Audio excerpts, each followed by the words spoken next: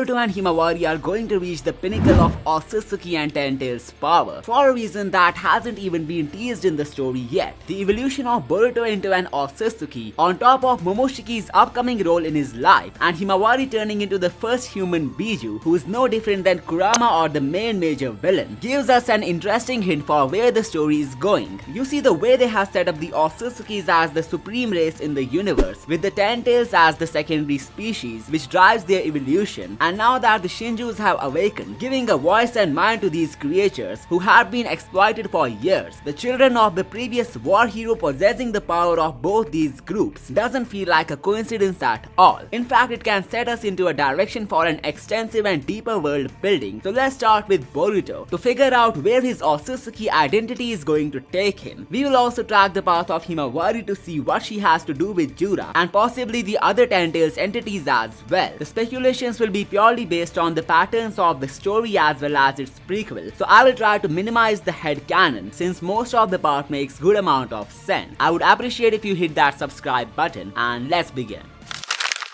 When it comes to Boruto as a sequel, the writers did not build up on existing plot points to extend the story, no matter whether it was the lore of Kaguya or Otsutsuki or the existing feuds between the great nations. They took a very novel approach to expand the universe, and that was by introducing new Otsutsuki who were after the planet ever since Kaguya betrayed the clan. Well, when you look at this silhouette from the Naruto Shippuden anime, you can tell that Momoshiki's arrival was a plot addition which had already been planned when he was teased in the war arc alongside Kinshiki and Urashiki. But here is the deal. The introduction of new Otsutsukis was fair, but how do you make them stick to the story instead of making them one-time villains? Well, that's where the karma came into play, and instead of having multiple Otsutsuki have several vessels on the planet, the writers went with Momoshiki making Boruto his sole vessel with the vision of resurrecting himself. That was for the majority part of the story, cause towards the final arc of part 1, Momoshiki helped to revive Boruto cause he now had a plan B, and that was to steal the identity of the vessel since that's the only way to get your life back. Therefore, his actions always had a profound impact on him, which eventually turned him into the strongest living shinobi. We know the recent events made them both have a deal to somehow defeat Jura, and in return, Boruto promised to fulfill the greatest wish of Momoshiki, the complete control of his body, a dream which had made the Otsutsuki pretty excited in the first part. But if you think about it, this Otsutsuki relationship of Boruto is not just to defeat the present villain. In reality, the true goal of this plot move revolves around the greater vision with the story's world building. Momoshiki will be the link to Boruto entering the world of Otsutsuki, and the hints are pretty much everywhere if you pay some attention.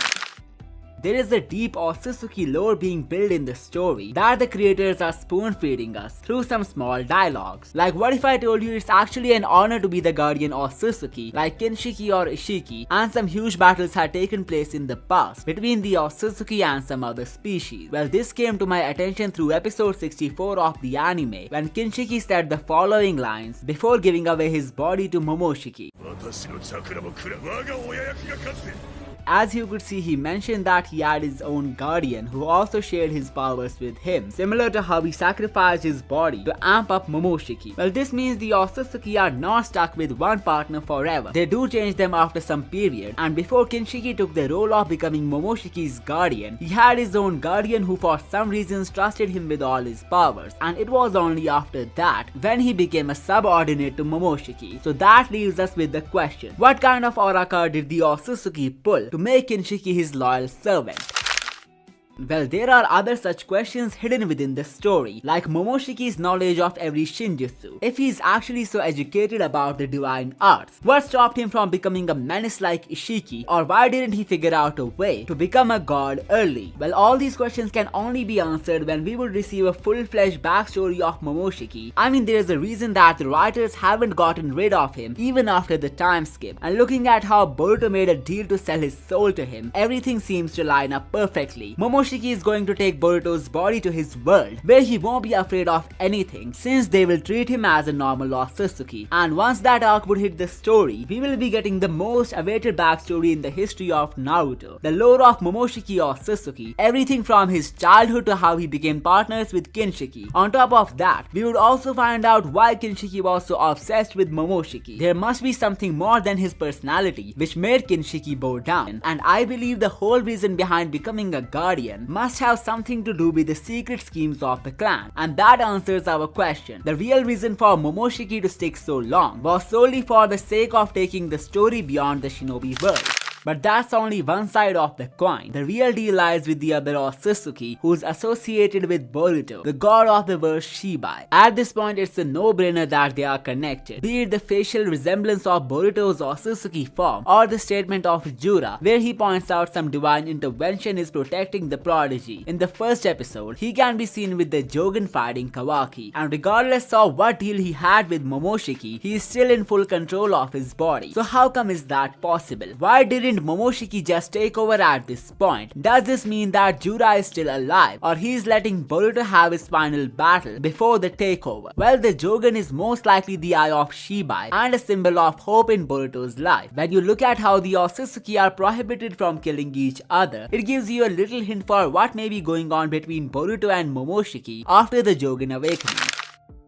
While the Otsutsuki didn't spill the tea in chapter 75, but it seems like there is some sort of inherited respect for the beings who have transcended to immortality in the Otsutsuki clan. And going by that logic, when Boruto would awaken the eye of Shibai, it must alter the behavior of Momoshiki towards him, since he is somehow possessing the strongest eye of his clan, which shouldn't be possible under normal circumstances. And this is where I believe a hidden Otsutsuki lore would be unveiled. Momoshiki could drop a huge revelation about the individuals chosen by Otsutsuki gods, the same gods who changed the history of humanity for some reasons, and this would make it clear to him that his vessel is destined for something big, something that's only attainable in the Otsutsuki world, explaining why Boruto might agree to go there with him. After all, Momoshiki letting him keep his body would be a huge deal, and at this point in the story, he would be more interested to see what Shibai has planned for Boruto instead of trying to change the stars.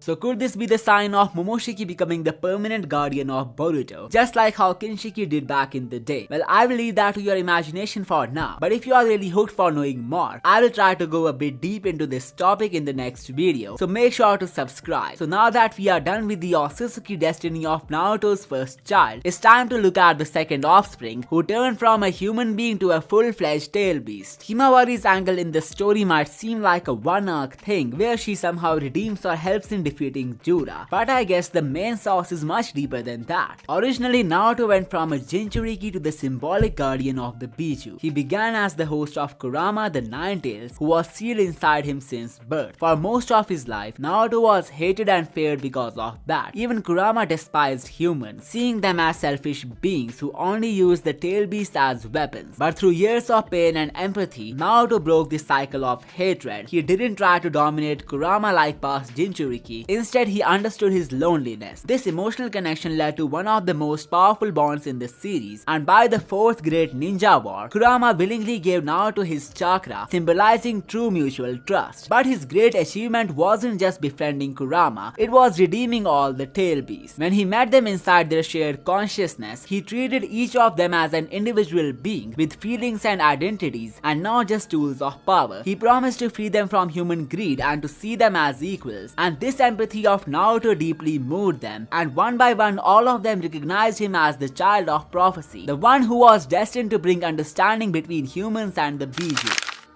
Now, Two Blue Vortex has twisted the narrative completely for Himawari, as we now have an intellectual human-like incarnation of the Ten Tails, who's trying hard to find the answers to his questions. But at the same time, he wants to either devour Naruto or his daughter Himawari, cause he believes it would grant him true enlightenment by either consuming a Bijuu or the one who was the closest to their race. Jura is determined to solve the mystery of life and existence. However, the story has thrown a solid angle to our face that not many people are trying to reach. reach. The theme of love has been driving the story from the beginning, as everyone is doing something either good or evil for the love or obsession of another person. In case of the Shinju, they are targeting people who are the closest to their human counterparts. In other words, the loved ones of their previous selves. So what makes you think that it's any different for Jura? Well, what I mean is that Jura's thirst of knowledge that he believes would end once he devours Himawari could have originated from the emotion of love itself. And looking at the history of the villains from Narutoverse, all of them seem to reach a redemption arc at some point. And looking at how Jura's philosophies are humanizing him day by day, it could be no different for him, so here is why I think so.